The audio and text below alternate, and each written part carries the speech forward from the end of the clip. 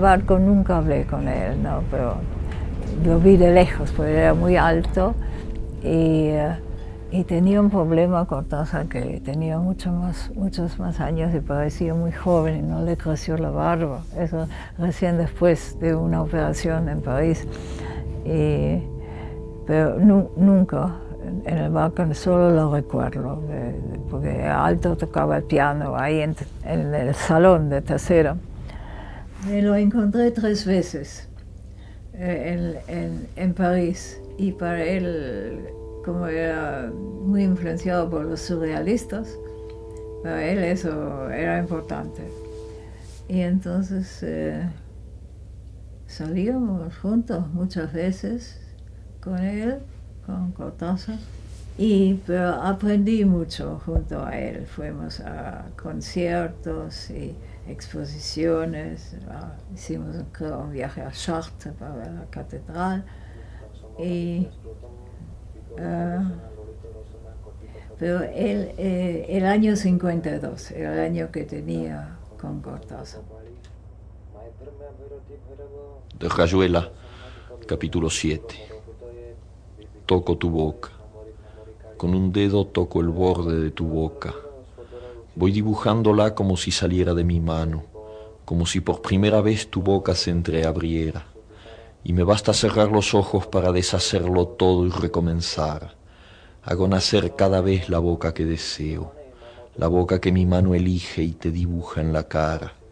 Una boca elegida entre todas, con soberana libertad elegida por mí para dibujarla con mi mano en tu cara, y que por un azar que no busco comprender, coincide exactamente con tu boca que sonríe por debajo de la que mi mano te dibuja. Me miras, de cerca me miras, cada vez más de cerca, y entonces jugamos al cíclope.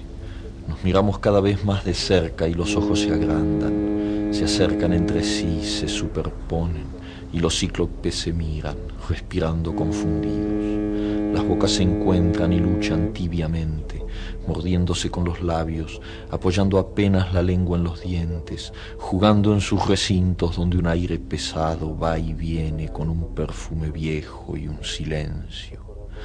Entonces mis manos buscan hundirse en tu pelo, acariciar lentamente la profundidad de tu pelo mientras nos besamos, como si tuviéramos la boca llena de flores o de peces, de movimientos vivos, de fragancia oscura.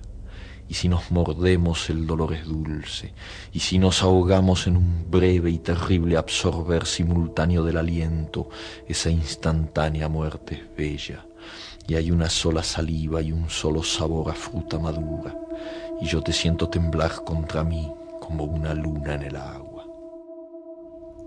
Que era una realidad. Yo recuerdo un poema que hizo, y lo recordé de memoria, y aquí lo tengo escrito. Se llama Nuestros corazones tienen una noche cerrada. Yo sé de que nuestros corazones tienen una noche cerrada, pero todo está allí, o todo continúa igual, como la eternidad, como las estrellas en el cielo que se ven, pero que no se pueden alcanzar o tocar. Contéstame solo si lo sientes, me dijo. O es como la música del arte, ahí arriba, una frase. Y yo no le contesté porque se fue para otra mujer.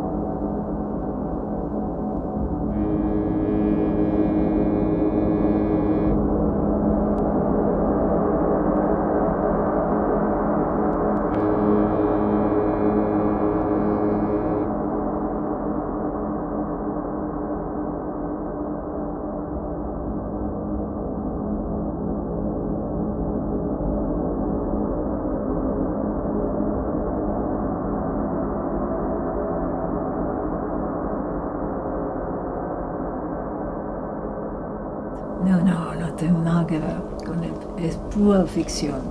Lo único que es cierto en toda esa rayuela es un paraguas que estaba colgando en la plaza, ¿cómo se llama esa gran plaza en París? Famosa, una gran plaza, con Plaza de la Concorde, en una especie de... estaba colgando un paraguas sin suelto, no tenía dueño.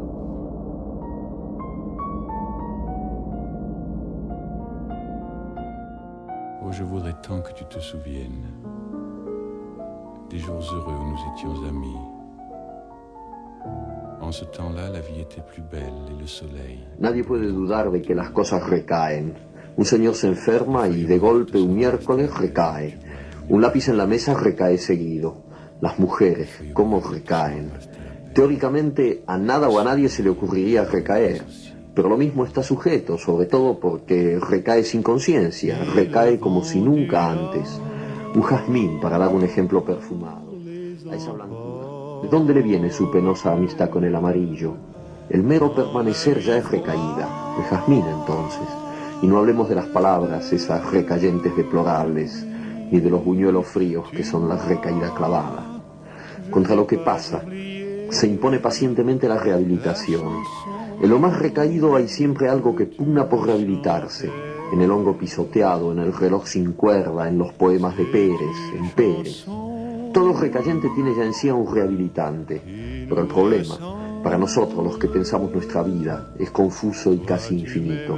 Un caracol segrega y una nube aspira. Seguramente recaerán, pero una compensación ajena a ellos los rehabilita, los hace treparse poco a poco a lo mejor de sí mismos antes de la recaída inevitable. Pero nosotros, tía, ¿cómo haremos?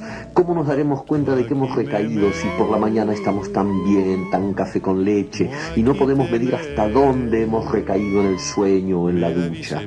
Y si sospechamos lo recadente de nuestro estado, ¿cómo nos rehabilitaremos? Hay quienes recaen al llegar a la cima de una montaña, al terminar su obra maestra, al afeitarse sin un solo tajito. No toda recaída va de arriba abajo, porque arriba y abajo no quieren decir gran cosa cuando ya no se sabe dónde se está. Probablemente Ícaro creía tocar el cielo cuando se hundió en el mar epónimo y Dios te libre de una zambullida tan mal preparada. Tía, ¿cómo nos rehabilitaremos? Hay quien ha sostenido que la rehabilitación solo es posible alterándose, pero olvidó que toda recaída es una desalteración, una vuelta al barro de la culpa. En efecto, somos lo más que somos porque nos alteramos, salimos del barro en busca de la felicidad y la conciencia y los pies limpios. Un recayente es entonces un desalterante, de donde se sigue que nadie se rehabilita sin alterarse. Pretender la rehabilitación alterándose es una triste redundancia. Nuestra condición es la recaída y la desalteración, y a mí me parece que un recayente debería rehabilitarse de otra manera, que por lo demás ignoro. No solamente ignoro eso, sino que jamás he sabido en qué momento mi tía o yo recaemos. ¿Cómo rehabilitarnos entonces, si a lo mejor no hemos decaído todavía, y la rehabilitación nos encuentra ya rehabilitados? Tía, ¿no será esa la respuesta ahora que lo pienso? Hagamos una cosa. Usted se rehabilita y yo la observo. Varios días seguidos, digamos una rehabilitación continua. Usted está todo el tiempo rehabilitándose y yo la observo, o al revés si prefiere, pero a mí me gustaría que empezara usted, porque soy modesto y buen observador. De esa manera, si yo recaigo en los intervalos de mi rehabilitación, mientras que usted no le da tiempo a la recaída y se rehabilita como en un cine continuado, al cabo de poco nuestra diferencia será enorme, usted estará tan por encima que dará gusto. Entonces, yo sabré que el sistema ha funcionado y empezaré a rehabilitarme furiosamente. Pondré el despertador a las 3 de la mañana, suspenderé mi vida conyugal y las demás recaídas que conozco para que solo queden las que no conozco. Y a lo mejor, poco a poco, un día estaremos otra vez juntos, tía, y será tan hermoso decir, ahora nos vamos al centro y nos compramos un helado, el mío todo de frutilla y el de usted con chocolate y un bizcochito.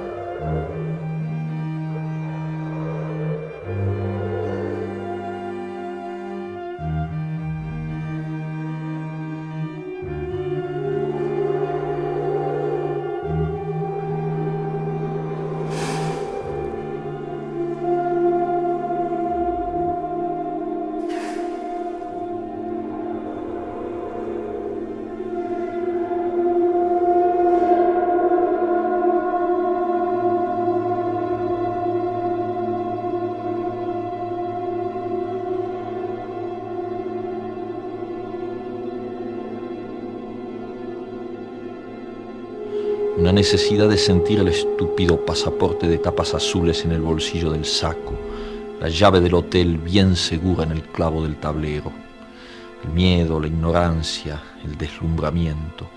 Esto se llama así, eso se pide así. Ahora esa mujer va a sonreír. Más allá de esa calle empieza el Jardin des Plantes. París, una tarjeta postal con un dibujo de Klee al lado de un espejo sucio. La maga había aparecido una tarde en la Rue du Cherche-Midi. Cuando subía a mi pieza de la Rue de la Tombe Issoire, traía siempre una flor, una tarjeta Klee o Miró. Y si no tenía dinero, elegía una hoja de plátano en el parque. Por ese entonces, yo juntaba alambres y cajones vacíos en las calles de la madrugada y fabricaba móviles, perfiles que giraban sobre las chimeneas, máquinas inútiles que la maga me ayudaba a pintar. No estábamos enamorados, hacíamos el amor con un virtuosismo desapegado y crítico, pero después caíamos en silencios terribles y la espuma de los vasos de cerveza se iba poniendo como estopa, se entibiaba y contraía mientras nos mirábamos y sentíamos que eso era el tiempo. La maga acababa por levantarse y daba inútiles vueltas por la pieza. Más de una vez la vi admirar su cuerpo en el espejo, tomarse los senos con las manos como las estatuillas sirias y pasarse los ojos por la piel en una lenta caricia. Nunca pude resistir al deseo de llamarla a mi lado, sentirla caer poco a poco sobre mí, desdoblarse otra vez después de haber estado por un momento tan sola y tan enamorada frente a la eternidad de su cuerpo. En ese entonces no hablábamos mucho de Rocamadour. El placer era egoísta y nos topaba gimiendo con su frente estrecha, nos ataba con sus manos llenas de sal. Llegué a aceptar el desorden de la maga como la condición natural de cada instante. Pasábamos de la evocación de Rocamadour a un plato de fideos recalentados, mezclando vino y cerveza y limonada, bajando a la carrera para que la vieja de la esquina nos abriera 2 docenas de ostras, tocando en el piano descascarado de Madame Noguet melodías de Schubert, preludios de Bach, o tolerando Porgy and Bess con bifes a la plancha y pepinos salados. El desorden en que vivíamos, es decir, el orden en que un bidet se va convirtiendo por obra natural y paulatina en discoteca y archivo de correspondencia por contestar, me parecía una disciplina necesaria, aunque no quería decírselo a la maga. Me había llevado muy poco comprender que a la maga no había que plantearle la realidad en términos metódicos. El elogio del desorden la hubiera escandalizado tanto como su denuncia. Para ella no había desorden. Lo supe en el mismo momento en que descubría el contenido de su bolso. Era en un café de la Rue Réaumur, llovía y empezábamos a desearnos, mientras que yo lo aceptaba y lo favorecía después de haberlo identificado.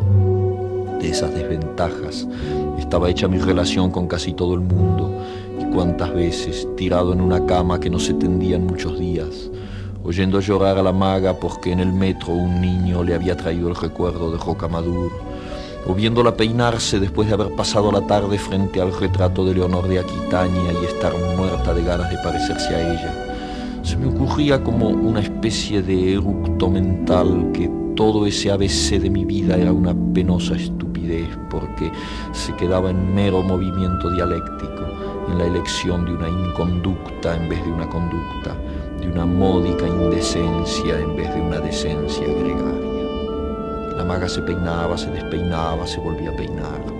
Pensaba en Rocamadour, cantaba algo de Hugo Wolf, mal. Me besaba, me preguntaba por el peinado, se ponía a dibujar en un papelito amarillo, y todo eso era ella indisolublemente mientras yo ahí, en una cama deliberadamente sucia, bebiendo una cerveza deliberadamente tibia, era siempre yo y mi vida, yo con mi vida frente a la vida de los otros. Pero lo mismo, estaba bastante orgulloso de ser un vago consciente, y por debajo de lunas y lunas, de incontables peripecias donde la maga y Ronald y Rocamadour y el club y las calles, y mis enfermedades morales y otras piorreas, y Berthe Trepas y el hambre a veces, y el viejo Truy que me sacaba de apuros, por debajo de noches vomitadas de música y tabaco y vilezas menudas y trueques de todo género, bien por debajo o por encima de todo eso, no había querido fingir como los bohemios al uso que ese caos de bolsillo era un orden superior del espíritu o cualquier otra etiqueta igualmente podrida, y tampoco había querido aceptar que bastaba un mínimo de decencia joven, para salir de tanto algodón manchado. Y así me había encontrado con la maga, que era mi testigo y mi espía sin saberlo, y la irritación de estar pensando en todo eso, y sabiendo que como siempre me costaba mucho menos pensar que ser, que en mi caso el ergo de la frasecita no era tan ergo ni cosa parecida, con lo cual así íbamos por la orilla izquierda, la maga sin saber que era mi espía y mi testigo, admirando enormemente mis conocimientos diversos y mi dominio de la literatura y hasta del jazz cool, misterios enormísimos para ella. Y por todas esas cosas yo me sentía antagónicamente cerca de la maga. Nos queríamos en una dialéctica de imán y limadura, de ataque y defensa, de pelota y pared. Supongo que la maga se hacía ilusiones sobre mí. Debía creer que estaba curado de prejuicios, o que me estaba pasando a los suyos, siempre más livianos y poéticos. En pleno contento precario, en plena falsa tregua, tendí la mano y toqué el ovillo París, su materia infinita arrollándose a sí misma, el magma del aire y de lo que se dibujaba en la ventana, nubes y buhardillas. Entonces no había desorden, entonces el mundo seguía siendo algo petrificado y establecido, un juego de elementos girando en sus goznes, una madeja de calles y árboles y nombres y meses. No había un desorden que abriera puertas al rescate, había solamente suciedad y miseria, vasos con restos de cerveza, medias en un rincón, una cama que olía a sexo y a pelo, una mujer que me pasaba su mano fina y transparente por los muslos, retardando la caricia que me arrancaría por un rato a esa vigilancia en pleno vacío. Demasiado tarde siempre, porque aunque hiciéramos tantas veces el amor, la felicidad tenía que ser otra cosa, algo quizá más triste que esta paz y este placer, un aire como de unicornio o isla, una caída interminable en la inmovilidad. La maga no sabía que mis besos eran como ojos que empezaban a abrirse más allá de ella, y que yo andaba como salido, volcado en otra figura del mundo, piloto vertiginoso en una proa negra que cortaba el agua del tiempo y la negaba.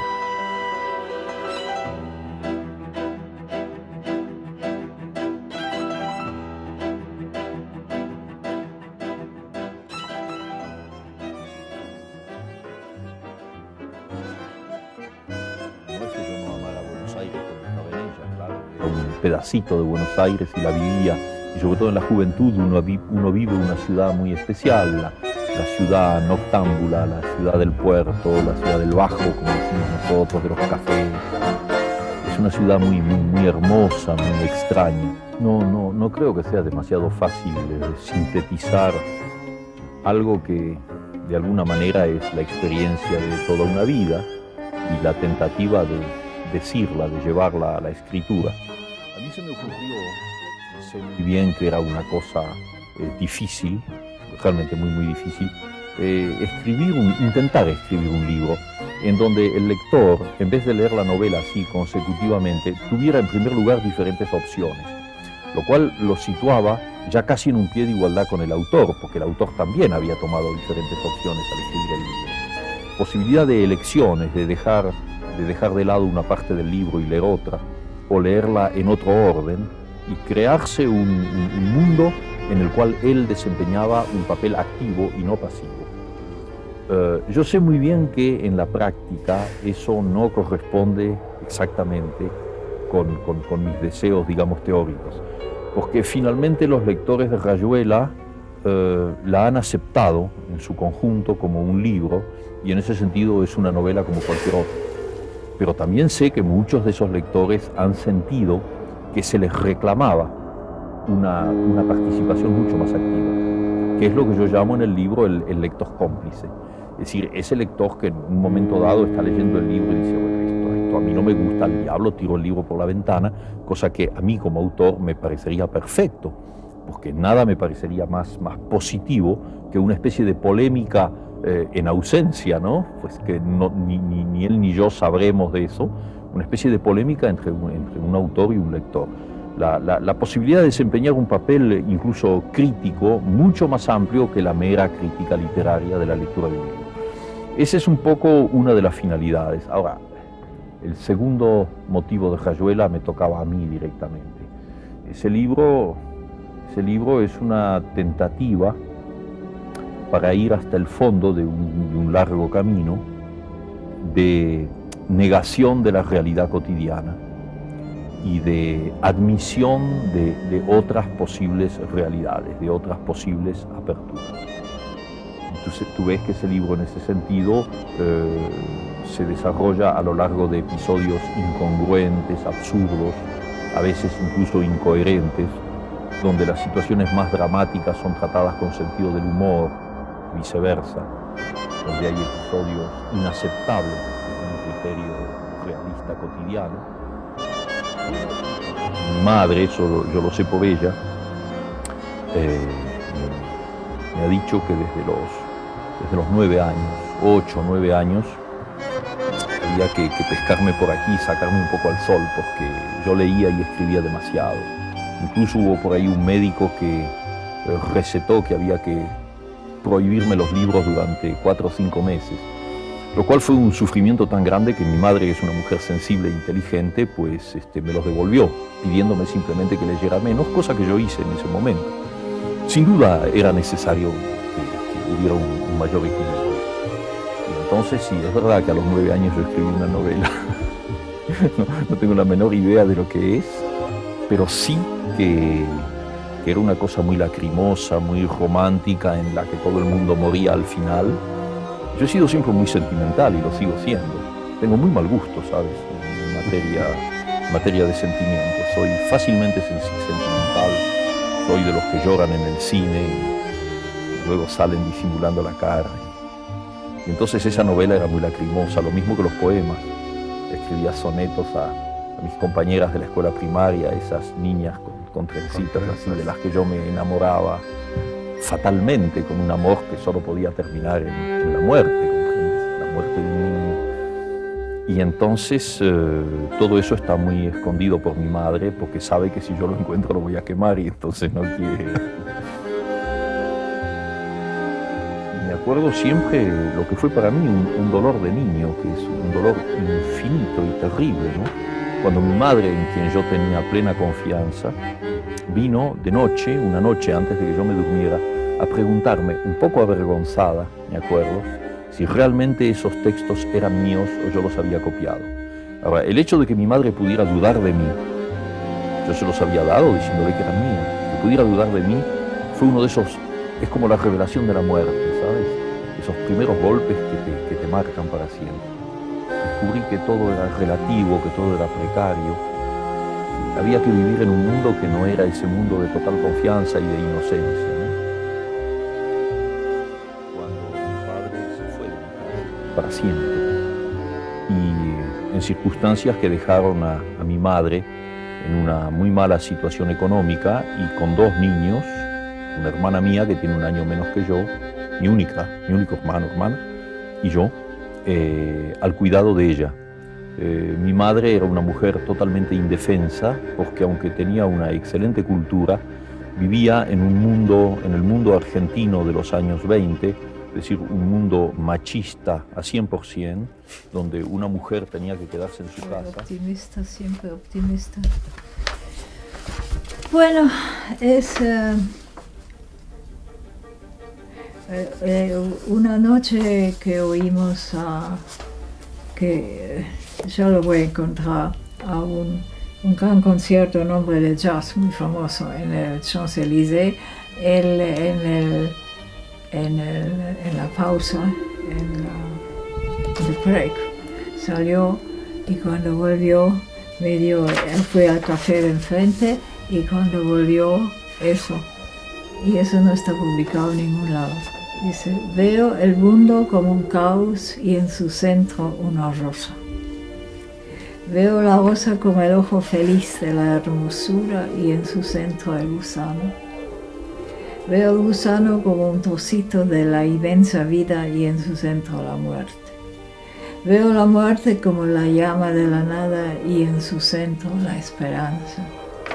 Veo la esperanza como un vitral cantando a mediodía y en su centro el hombre.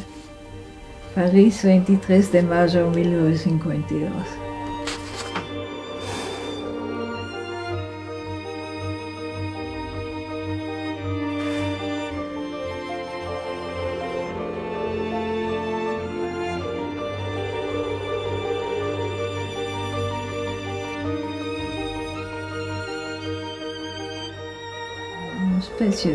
Estaba colgando un paraguas sin suelto, no tenía dueño, y yo agarré el paraguas y yo creo porque llovía, o si no, él puso un alivio para empujarlo en la espalda de gente, cosas así. Y eso es lo único que es cierto, es el paraguas, que era una realidad.